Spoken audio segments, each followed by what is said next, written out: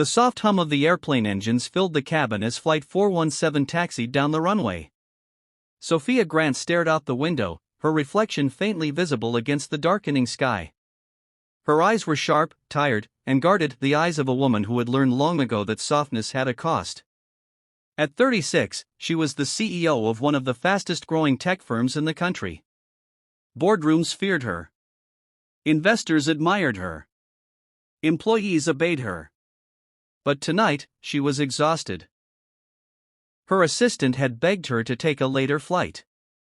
Her doctor had warned her about burnout. Her mother had called 3 times. Sophia ignored all of it. She always did. As she adjusted her seat and reached for her laptop, movement beside her caught her attention. She turned slightly and frowned.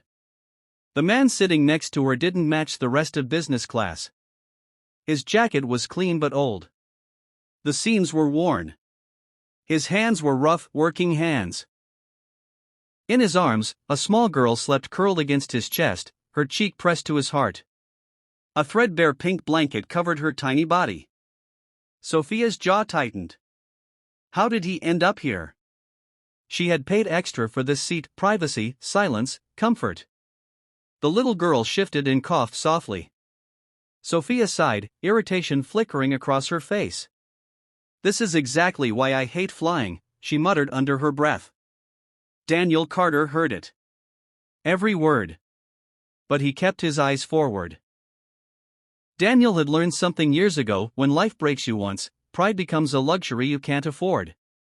He adjusted Lily gently, careful not to wake her. Her breathing was shallow tonight. Too shallow. Fear sat heavy in his chest. This flight wasn't comfort for him. It was a gamble with everything he had left. As the plane lifted off, Lily stirred and whimpered. Daniel whispered softly, "It's okay, baby. Daddy's here." Sophia glanced sideways again. Something about the way he spoke, not loud, not dramatic, made her pause. Still, she looked away. Sentiment doesn't belong in business class, she thought. The seatbelt sign stayed on longer than usual. Turbulence. Sophia's fingers tightened around her armrest. She hated not being in control. She hated uncertainty. She hated the feeling of depending on anything or anyone. The plane jolted suddenly. Gasps rippled through the cabin. Lily woke up crying. Daniel instinctively wrapped his arms around her, his body forming a shield as if he could protect her from the sky itself. "It's okay," he whispered, voice steady despite the fear raging inside him. "Daddy's got you." Sophia's breathing quickened. Another jolt. Her heart pounded. She closed her eyes for just a second. Just one. The exhaustion hit her like a wave. The meetings. The pressure. The loneliness she never admitted. Without realizing it, she leaned sideways. Her head rested gently against Daniel's shoulder. He froze. His body stiffened as if even breathing might disturb her. He looked down slightly. The powerful CEO, perfect hair, tailored blazer, gold watch, was asleep on him. A faint crease between her brows suggested even rest couldn't quiet her mind. Daniel didn't move. His arm began to ache. His shoulder burned. Still, he stayed perfectly still. Because Lily had fallen back asleep. And because kindness, when it costs you nothing but discomfort, isn't kindness at all. Minutes passed. Then 30. Sophia slept deeply, safer than she had in months. Protected by a man she had silently judged as beneath her. The turbulence eased. The cabin relaxed. Daniel's shoulder was numb now. But he didn't shift. He stared ahead, jaw clenched, silently praying Lily would make it to the specialist in time. Sophia stirred. Her eyes fluttered open. She blinked once. Twice. Then she realized. Her face drained of color as she pulled away abruptly. Oh my God. "I'm so sorry," she said, embarrassed and flustered. I didn't mean to. It's okay, Daniel said quietly. No irritation. No accusation. Just calm. You looked like you needed rest. Sophia stared at him.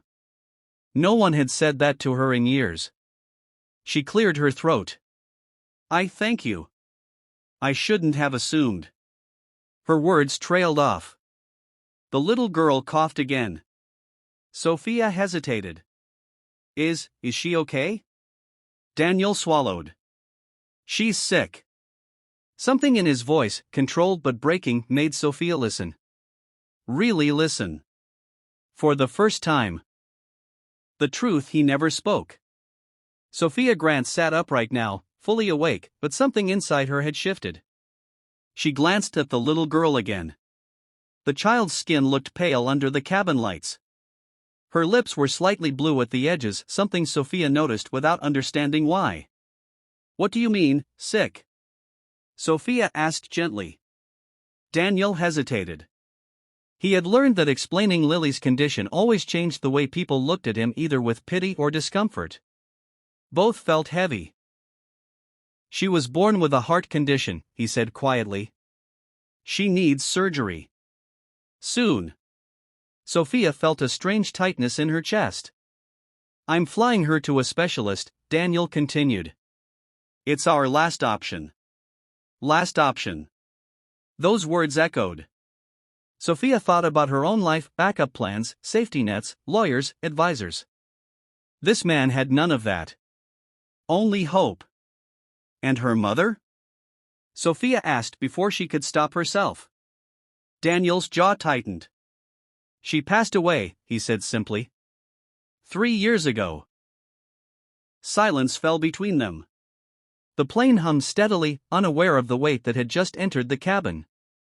I'm sorry, Sophia said, and for once, it wasn't a reflex, it was real. Daniel nodded. Thank you. Lily stirred again, her tiny fingers curling into Daniel's shirt. Sophia noticed the way his entire body responded to the movement, as if her heartbeat controlled his. You're doing this alone? Sophia asked softly. Daniel gave a small smile. I don't have a choice. Sophia looked away, blinking rapidly. She had built her empire on choice. He survived on responsibility. A sudden announcement crackled through the speakers. Ladies and gentlemen, please remain seated. We're expecting moderate turbulence for the next few minutes. Sophia's stomach dropped. Almost immediately, the plane jolted again, harder this time. Lily gasped. Her breathing became uneven. Daniel's heart slammed into his ribs. Hey! Hey, it's okay, sweetheart, he whispered, but panic edged his voice now. Sophia leaned forward instinctively. She doesn't look okay, she said. Is this normal? Daniel shook his head. Sometimes, but not like this. Lily's chest fluttered. Her eyes rolled slightly. Sophia felt a cold wave of fear. Call someone, she said sharply, her CEO voice breaking through. Now. Daniel pressed the call button with shaking hands. The flight attendant rushed over. What seems to be the problem? My daughter, she's having trouble breathing, Daniel said, struggling to stay calm. Within moments, another attendant arrived. Then another. Passengers stared. Sophia felt heat rise in her face, not from embarrassment, but helplessness. Is there a doctor on board? The attendant called. A man stood from several rows back. I'm a cardiologist. Daniel nearly collapsed with relief. The doctor knelt beside Lily, listening, observing. This child needs oxygen, he said. Immediately. The attendants moved quickly. Sophia watched Daniel. His hands trembled as he held Lily's face, whispering words only she could hear. Sophia had negotiated million-dollar deals without blinking. But this? This terrified her. The oxygen mask was placed over Lily's face. For a moment, nothing happened. Then, Lily's breathing slowed. Steadied. A collective exhale swept through the cabin.